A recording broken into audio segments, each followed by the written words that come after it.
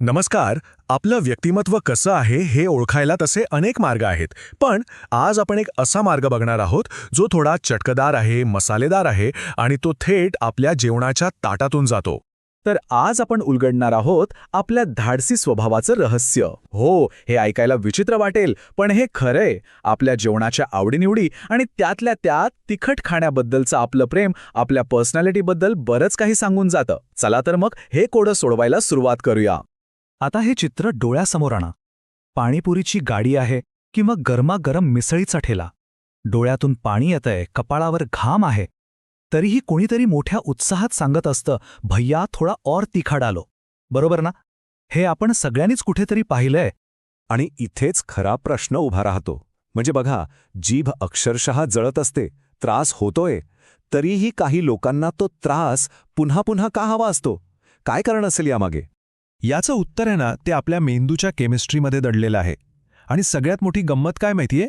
तिखट ही खरं तर गोड, आंबट किंवा खारट यांच्यासारखी चव नाहीयेच. ती एक वेदना आहे, एक पेन सिग्नल आहे जो आपल्या मेंदूला मिळतो. आणि हे सगळं घडवून आणणारा जो मुख्य घटक आहे तो म्हणजे मिरचीमधलं कॅप्साइसिन.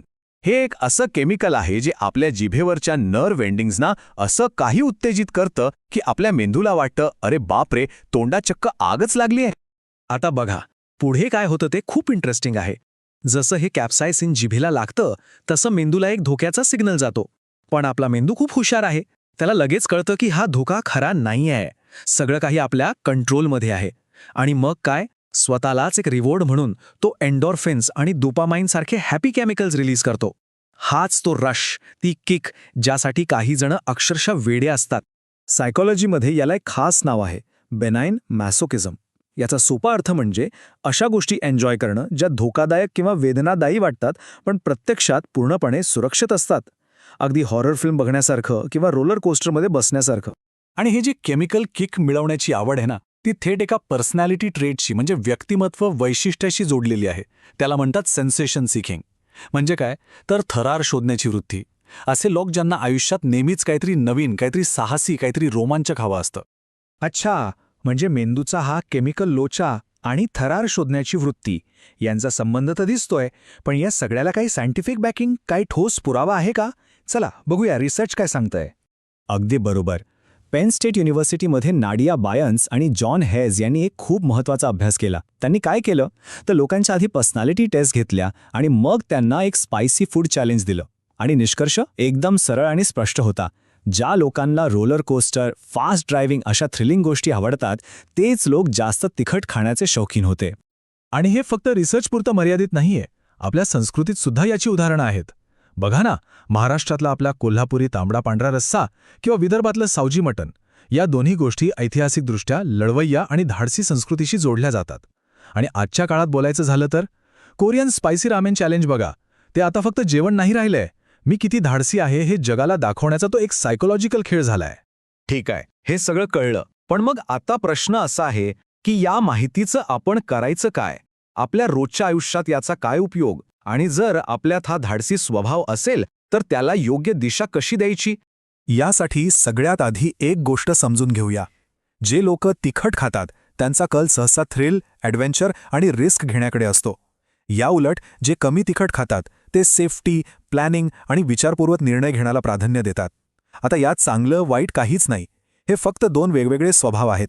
त्यामुळे जे कमी तिखट खातात त्यांना भित्रे समजण्याची चूक अजिबात करू नका. तर यातून आपण 3 महत्त्वाच्या गोष्टी लक्षात ठेवू शकतो. नंबर 1, जर आपल्याला तिखट आवडत असेल तर आपल्यातली ही रिस्क घेण्याची ऊर्जा व्यवसायात, नवीन स्किल्स शिकण्यात किंवा साहसी खेळांमध्ये वापरा. नंबर 2, इतरांना समजून घ्या. जे कमी तिखट खातात ते कदाचित जास्त सावध आणि चांगले प्लॅनर्स असू शकतात, याचा आदर करा. आणि नंबर 3, एक बोनस टिप, जेव्हा कधी स्ट्रेस आला असेल तेव्हा चमचमीत तिखट जेवण एक नॅचरल मूड बूस्टर म्हणून नक्कीच काम करू शकतं. तर मग ह्या सगळ्या चर्चेचा सारांश काय? सोपं आहे. आपल्या ताटातली मिरची ही फक्त एक मिरची नाहीये. ती आपल्या व्यक्तिमत्वाची, आपल्या स्वभावाची एक प्रकारची लिटमस टेस्ट आहे.